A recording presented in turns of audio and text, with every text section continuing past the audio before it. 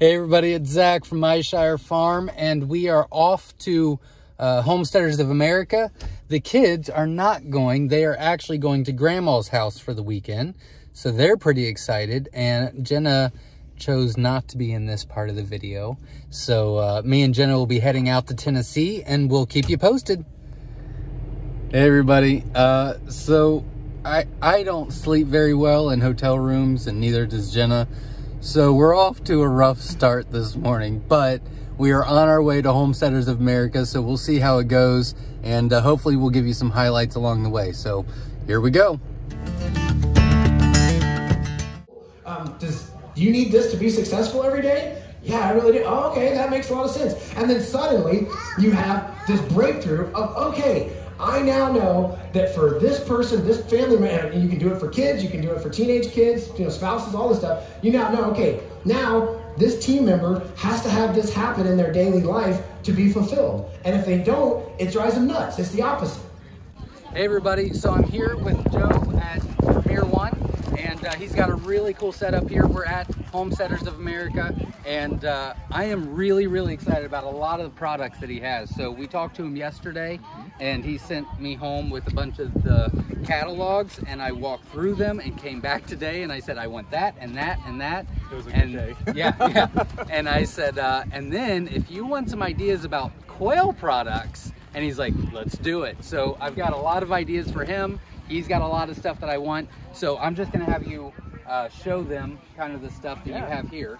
Right. Well, I have a selection of different types of electrified netting. That means all the horizontal strands are conductive except for any that are touching the one touching the ground. So we have types for chickens, ducks, geese, sheep, goats, cattle, deer, as well as for around gardens to keep woodchucks and rabbits out. A typical roll is about 100 or 160 feet. Posts are already installed. You simply unroll, unfold, and you have a 100 or 164 foot fence up. I have a 50-foot section up as a display here. We'll look at that later. But I have, this is a garden type, a few hog type fences, a sheep and goat style fence, poultry, and then a garden fence for keeping deer out. Premier has a farm with about 800 or so head of ewes, so we are using the products that we're selling in our catalogs, and we also maintain a couple poultry flocks as well. Yeah, and we'll take a look. So this is their little setup over here, which is really cool. I probably talked his ear off today for about 30-45 minutes about how can we make this into a quail setup so that it can be kind of like a quail tractor for, you know, gardens and things like that. So we're kind of working on that now. We've got some ideas. I'm buying this as soon as I get back to the farm, so we're going to experiment with it. But this is kind of his setup.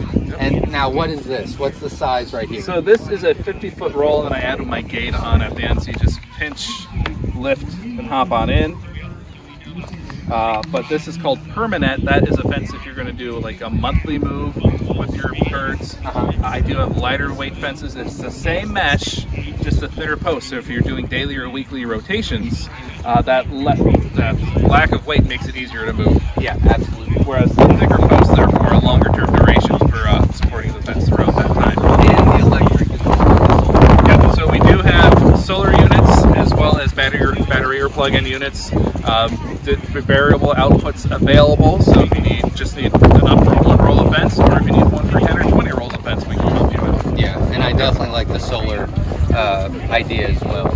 And guys, you know, I'm just starting this whole journey thing. I just didn't even know that this even existed, but I can't wait to put the goats and the pigs and the cows and everything on it. I think it's a great idea to just move them and pasteurize them, and so I'm really excited about it.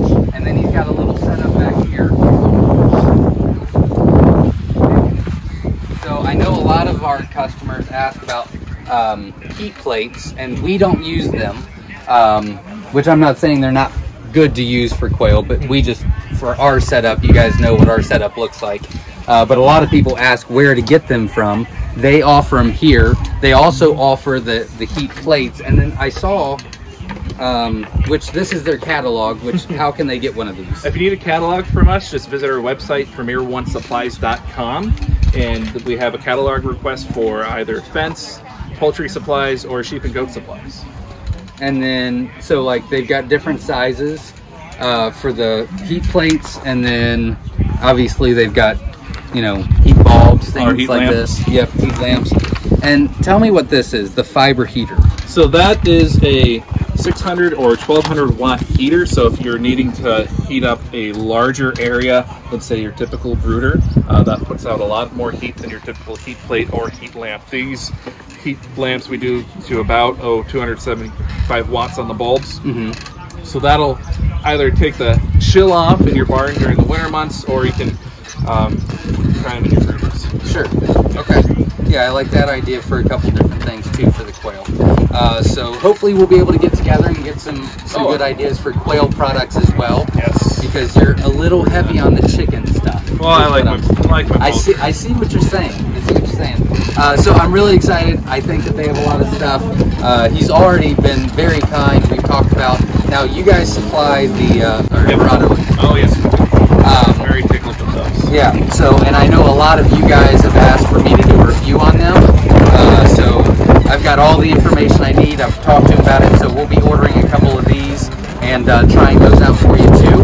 And thank you very much for watching the video. Thanks for coming over. So, and your website is? PremierOneSupplies.com. Okay, PremierOneSupplies.com, and I'll also put it in the description, so make sure you check that out too. Thank you. Thank you.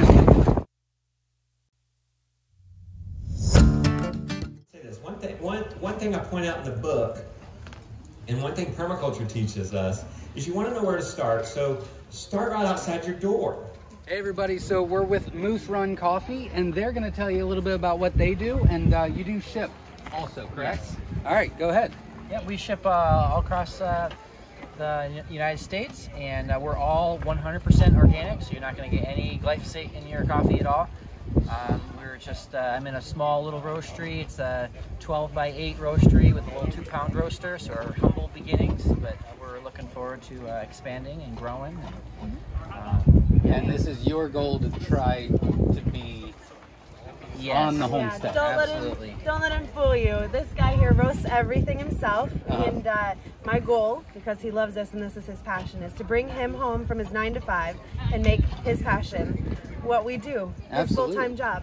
And you're based out of where? Missouri. Missouri. Yep. Okay, but you do ship everywhere. Yes, we do, and even so internationally. What kind of? Oh, you do ship internationally. Yes, we do. That's We've had very people cool. order from Canada, from Ireland. Yeah. So we ship Crazy. everywhere. That is awesome. That's really cool. Yeah, it's really cool, especially because we're so small. It's just him roasting and I help package, and then we ship it off.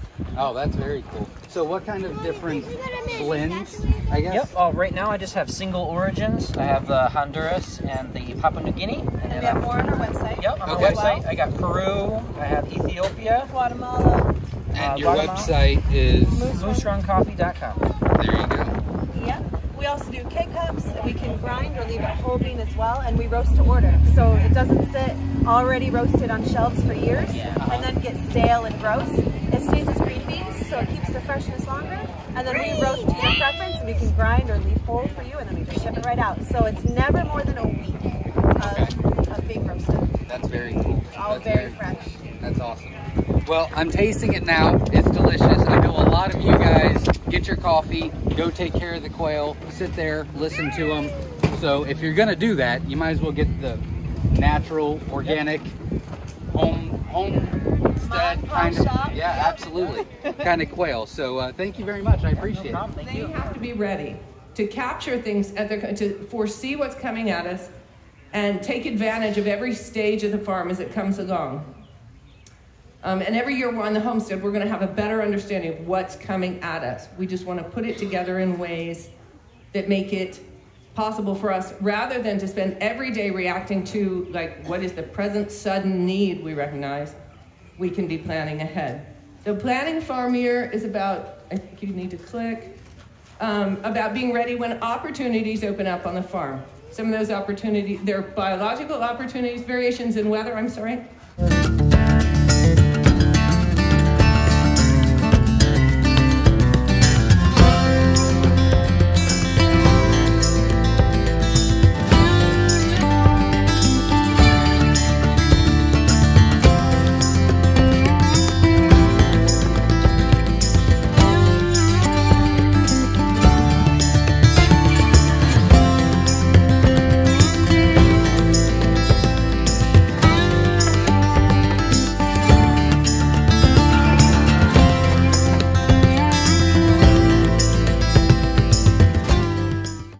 stop and go to that.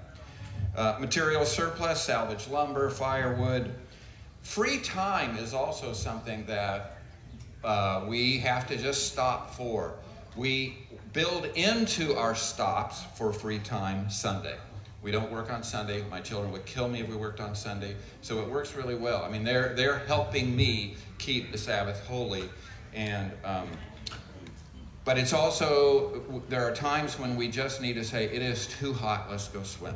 Hey, so we've talked to Murray McMurray for probably 2 hours in the past 2 days.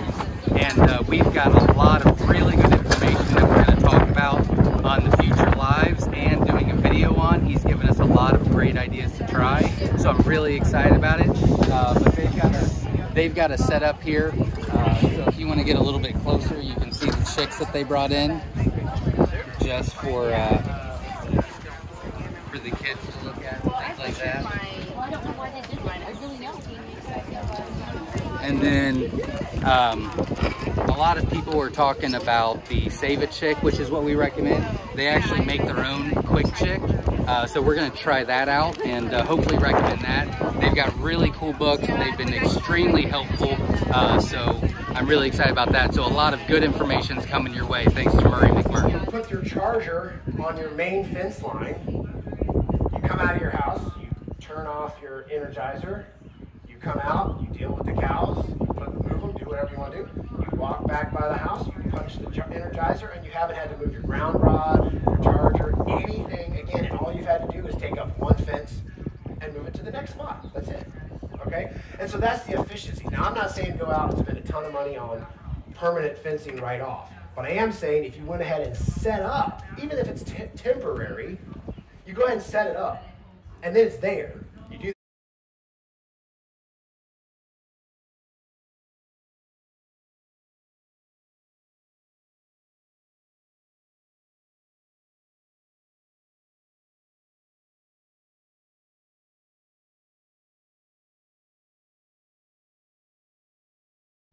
Well, everybody, we are in Pennsylvania, about 11 hours away from where Homesteaders of America was, but we've got a big surprise for you, so here we go. Look at you. I've been waiting to squish your face for so long.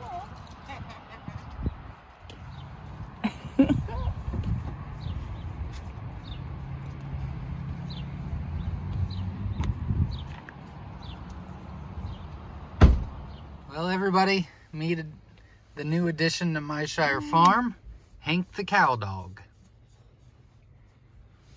Say hi, Hank. That's about all we got right now.